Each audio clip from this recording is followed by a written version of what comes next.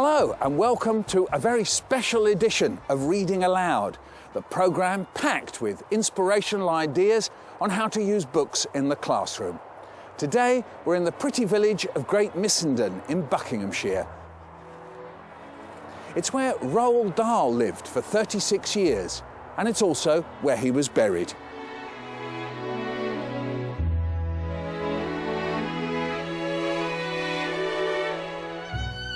Beneath the tree and past the bench dedicated to his 5 children, we follow 3 giant footprints leading to his gravestone.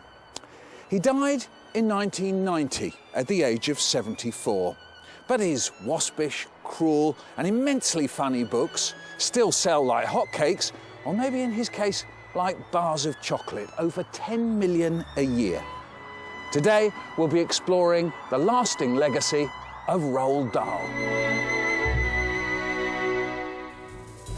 Coming up, we delve inside Dahl's archive treasure trove, find out how this giant of a man wrote those fantastic stories. Pupils have fun discovering what made Dahl tick. And our panel read Boy, the touching and painful memoir of a childhood.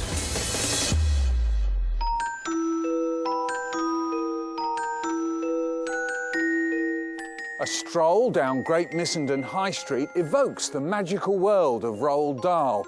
Many of these shops and houses are over 500 years old and featured in one way or another in Dahl's stories. This timber frame building, Crown House, is said to be the inspiration for Sophie's Orphanage in the BFG.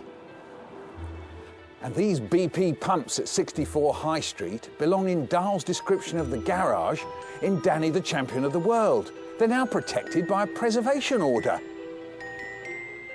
A local builder called Wally, with hands the size of dinner plates, big ears and broad shoulders, inspired the big friendly giant. And it was Wally who built the writing hut, still here in the grounds of Gypsy House, where Dahl created so many of his stories. And it was here that he kept to a rigid but very comfortable writing regime. He left the house at about 10 o'clock, 10:30, walked up this little path here into the hut, wrote till lunchtime, gin and tonic lunch, into bed for a rest, and watched whatever sport was on the television and made a few little bets. Then had got up at 3:30, 4, back up to the hut with a thermos of tea. Oh, right, yes. And then down at 6:30 for a glass of whiskey and dinner. Did you ever have a sense when he came out of the hut that he had written something good or bad? Yes, one did. There was definitely a little skip in his step and a smile on his face, you know, that when he'd had a good morning. He got very grumpy towards the end of a book, and he hated finishing a book because of the fear of ever being able to write another one. Back in the High Street, that writing hut and much more besides has been lovingly recreated in the Roald Dahl Museum and Story Centre. When visitors come, they can come and sit in his chair and imagine what it would have been like to be here in his work hut. And we couldn't have done that if it was the real thing. Let's have a look at this thing, a silver thingy. What's this then? When he went to work in London, every day he'd have a chocolate bar with his lunch, and he scrunched up the wrappers and he kept it with him for the rest of his life. I mean, it's linked to his lifelong passion for chocolate. What about this then? This looks like some sort of large marble or something. Well, the original one it's a bit of him. He had a hip replacement, and that's the top of his hip. When they took it out, the doctor said, "Oh, it's the biggest one I've ever seen." I don't know if that's true or not, but that's what Roald Dahl told us. He was a bit of a make, do and mend man, so he made himself this so that his writing board was at just the right angle. The writing board is a homemade thing with billiard cloth because this was just the right tone, you know, not too harsh on the eye. So he's made himself completely comfortable in his own little cocoon. When it came to designing the space in this £4 million museum, a lot of thought went into reflecting Roald Dahl's unique and in many ways childlike view of the world. These chocolate bar doors are said to really smell of chocolate. They do.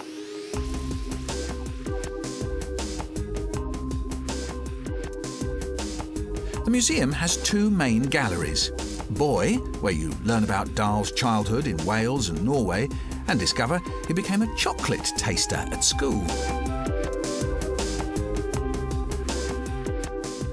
And Solo, which recounts his exploits as an RAF fighter pilot and his work in America with Walt Disney. Dahl felt that reading and writing should play a vibrant part in all our lives, and this story centre is proving to be an important resource for hundreds of schools.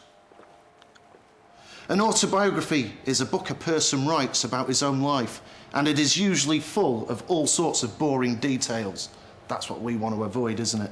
So I want them to think of things in their life that they've really enjoyed, things that were happy, funny, sad, tragic, memorable things that they can then draw on as a basis for their writing. Let's see if we can use this museum to find out some really interesting facts about the man himself, about Roald Dahl.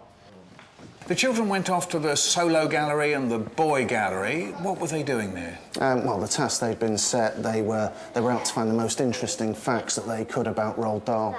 I didn't want straight dates and things. I wanted, you know, the interesting things, the things that made them laugh, the things that made them smile. So it was a great opportunity to do a little bit of research in groups of 2, 3 and 4, and going around in little peer groups and you know, rather than just reading the facts and jotting it down, when there's someone there with you, you get a response and a reaction based around the things that are on the wall there, and that's going to bring it to life for them a little bit more. Visitors can access parts of the Dahl archive through these touch-screen computers, but I got to see the real thing stored in a locked vault. You can see we've got quite a lot of security here, not just the locks, but there's environmental controls in the room here which help to preserve the archives in the best conditions that we can manage. If you'd like to come in, I'll show you a bit more closely. Oh, thanks very much. Presumably the light is restricted as well, is it? That's right, yes. And here we have it, a life's work, every jotting, sketch, manuscript and letter he ever wrote for books, plays, short stories, articles, films and TV shows. All of these papers were stored as Roald Dahl had originally left them in his writing hut in the garden at Gypsy House. So what was it like, finding them? It was very exciting, a definite privilege, but I did feel it was also a bit of an intrusion because working sometimes in the hut, you could feel the small hairs on the back of your neck sort of standing up because it felt that he was still there. What have we got here? I think one of my favourites is this one here, which is the first draft of James and the Giant Peach. And what are those stucky-on bits? Oh, this is the bane of my life, this sellotape. Roald Dahl did his own old-fashioned cut and paste. You can see that he stuck it together with sellotape, and even within his lifetime, the sellotape had dried up and flaked away. Well, he obviously wasn't thinking about the archive, was he? Definitely not. OK, what else have you got? Well, this is the first page of the earliest draft that we have of what became Charlie and the Chocolate Factory. As you can see here, it's called Charlie's Chocolate Boy, and it had a completely different ending to the story. And I still remember when I found the discarded chapters. It confused me completely because I recognised the characters but not at all what was happening to them. This is actually Roald Dahl's own ideas book, and this page I've opened at, well, you can see here that he's ticked it and he's written what the story became, which is the BFG, or Big Friendly Giant. But it started out as a fantasy, which I think, anyway, sounded as though it was much more designed for adults. It says, the man who captured and kept in bottles ideas from the brain, thoughts, pieces of knowledge and jokes. It sounds as though, you know, people are having their thoughts and things sucked out of them. And the BFG was definitely not like that. Now, you've got absolutely everything here, have you, Liz? Pretty much, yes. We have most of his published work in the And archive. unpublished as well? There seems to be quite a lot of that, although it is in a very unfinished form. Do you think any of these will see the light of day? It's possible, perhaps, in a few years' time, but we'll have to wait and see. Our panel have been reading Boy, Dahl's graphic and grisly account of growing up. The tiny blade flashed in the bright light and disappeared into my mouth. It went high up into the roof of my mouth, and the hand that held the blade gave 4 or 5 very quick little twists. And the next moment, out of my mouth into the basin came tumbling a whole mass of flesh and blood. I was too shocked and outraged to do anything but yelp. I was horrified by the huge red lumps that had fallen out of my mouth into the white basin. My first thought was that the doctor had cut out the whole middle of my head. Those were your adenoids, I heard the doctor say. Do you think there's any way, if you read this autobiography, you would say, hey, there's a makings of a good children's writer here, or is that just a bit facile? Completely. A children's writer, that's the key. This writer remembers absolutely, completely what it is like to be a child. That's what comes across from it. He knows he can still live childhood, even though he's much older, and that shows that he has got empathy with children and understanding of what the grotty bits of being a child. I don't even think it is that he remembers it. I think he's held on to it. I think that's... Never actually... He's feeling it. Yes, even at the end of Going Solo, which is the book that follows Boy, he, right at the end of that, runs into the open arms of the waiting mother. There's still a feeling, even when he's much, much older, that he's the boy. One problem. What if it isn't true? And he's made it all up. How much of a problem is that? You tell me. I don't think it's a problem at all. No, we don't think that's a problem. We don't not bothered by that? No, truth. Well, No? well, no, I've got to disagree with an historical hat on. I mean, he says that these stories are true. So I think if you make a truth claim, then you've got to think about what sort of truth it is. Now, he gives us all sorts of insights into perhaps what it was like to be a boy in those sorts of schools, and perhaps what it was like to be a boy from a privileged sort of immigrant family into England, and all sorts of insights that might be truthful. We're not certain whether everything in these stories is factually accurate. I don't think that actually interferes with the joy of the book and the way that it captures a particular type of boyhood, but I think as an historical work, it's perhaps not quite as strong as a work of sort of fable and fiction. This is not a tedious autobiography laden down with facts. Yes. This is something Yes. that really connects with young readers and gives you the intensity of what it's like to be a child Yes. when school is your whole world or when family is your whole world. And it seems very true in those terms. Yes. And it is quite interesting that actually it's a series of small stories, but they're all of them either sensational stories in a minor way in that they're about sweets, or they're about beatings, or they're about particular jokes that were played on people, or they're really major things like getting your nose sliced off in a car accident and having it splodge back on, and then sort of getting to the doctors about an hour later. Yeah. So your mum holding it. It's all right, darling.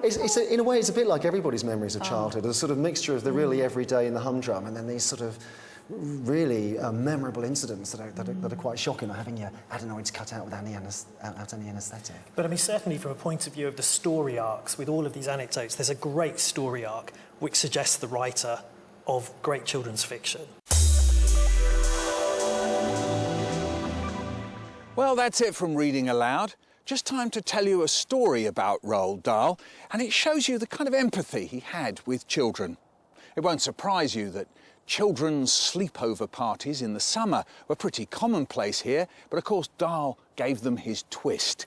Around about midnight, he'd wake all the children up, and coming down with sweets and chocolate, he'd tell them stories under a tree in this garden. Kind of naughty, but marvellous. Bye.